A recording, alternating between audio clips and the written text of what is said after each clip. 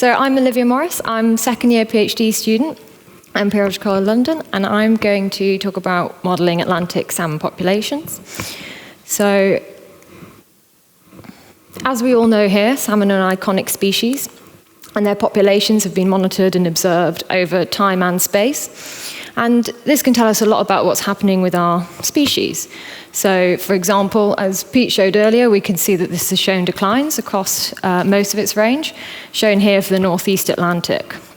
And this ecological monitoring is important because it can tell us a lot about what's happened to our species. But what we really want to know is what could happen in the future under new scenarios, especially.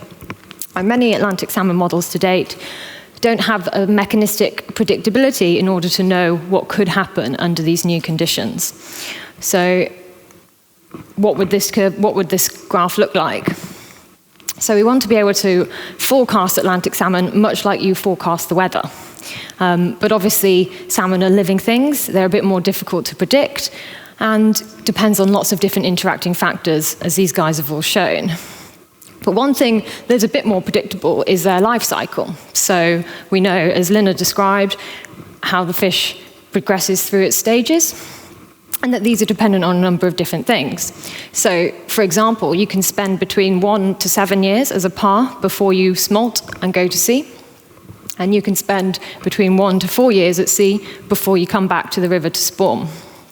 And these stages also have a phenological timing. So you can smoltify in the spring, and you come to spawn in the winter. But the timing of these depends on factors such as your location, your latitude, where you're from, and your temperature, as well as the productivity of the system, so the food availability.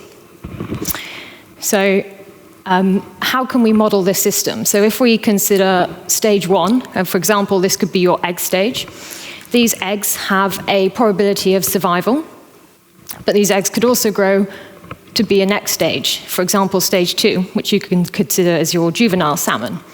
And this juvenile salmon has a probability of surviving, but also, again, could grow to be an adult salmon. And this adult salmon can survive, or now an adult salmon has a reproductive element, so he can produce eggs, which feeds back into our first stage. And obviously, this is just a simplified version of the life cycle for illustrative purposes. So this is what we call a life cycle graph. And all these numbers, these values, what determines this, can be just put into a table of numbers, as I've shown here. And this table of numbers is what we call a matrix. So it's a way to easily store what complicated life cycle might show in this table of numbers as a matrix. And these are used in many different applications, such as robotics and computer graphics, as an easy way for the computer to store this information.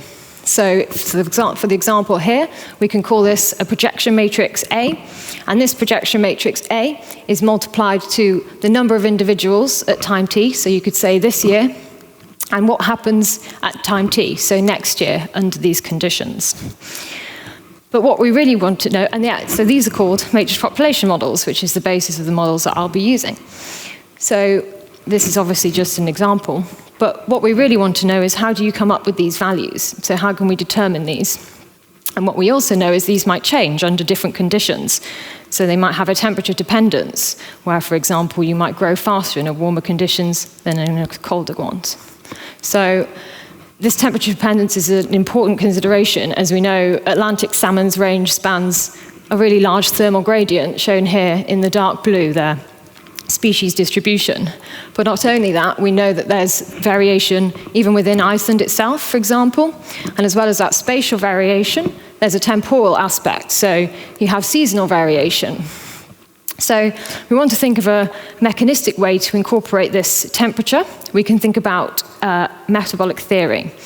So metabolic theory shows how your metabolic rate is determined by your body mass and your temperature.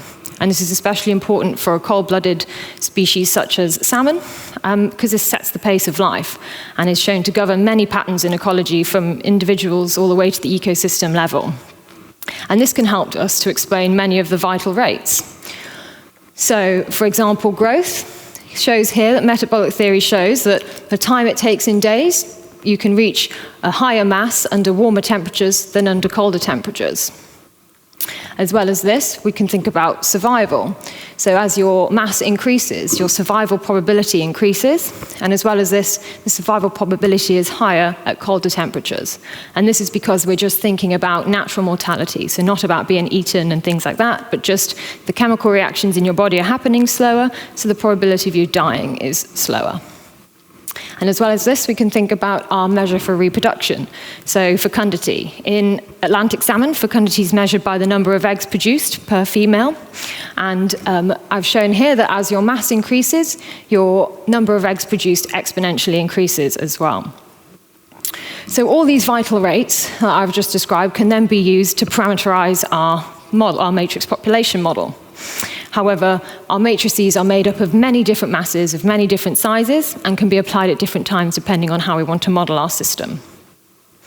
So how does the empirical data fit in? So this is the river Vesta d'Elsa, as you've heard of this morning. And shown here is the average daily temperature over the river over a number of years. And this daily temperature can be inputted into our model, so in the top here, to help can go into these vital rates, which are parameterized with salmon data. So once we've parameterized our model, this can go into the matrix population model, and using the population data we have for the river Vesta d'Elsa, for example, now, we can project our population into the future. So I've set up an initial model, which I've tested using some fixed scenarios in order to test the model's mechanisms. So for example, and looking at this thermal performance curve here, for PAR, we can see that the growth changes over these times. So I've looked at 5 degrees and 15 degrees to see if the model's doing what we expect it to do, basically. So, for example, if we think about our model system and we run our model over a number of years, under these fixed conditions, we expect it to reach a stable distribution. So shown here, this is increasing body mass, which we can think about as our life stages, and how the proportions of these individuals in these categories might change over time. So under our colder conditions, we see that it takes much longer for the population to stabilize than under warmer conditions. And we can also look at within year variation, so how might your life stages progress through time. So for example, under the colder conditions, it takes longer for you to reach a certain mass, where under the warmer condition, you even reach a higher mass class quicker, which is what we'd expect to see. And then we can also start to explore abundances. So under the colder conditions, we can see that you reach a lower abundance slower than under the warmer conditions, which you reach much faster. And again, we can explore the within-year variation, so how these different life stages, the numbers of individuals can then vary within years. But so this metabolic theory can help to explain these fundamentals within our system, and starts off as a backbone for how to explain any deviations from this. So by considering this, we can then start to explore, why does the model deviate from this? Is it due to our food variability? And it offers a good starting point as it sets the sort of pace of life. So my PhD overview then is to use this metabolic matrix population model as a tool, and this can help to predict this age and stage structure in populations, and this can be compared with the actual data to validate the use of our model. So then once we've got this working model, we can then predict and forecast population dynamics for our Northeast Iceland rivers, and explore that. And then once we can do that, we can use the developed model to explore how management techniques for Atlantic salmon might affect our parameters in the model, and how might that look for our populations going into the future. I'd just like to thank Six Rivers for my project, and my supervisors and collaborators. Thank you.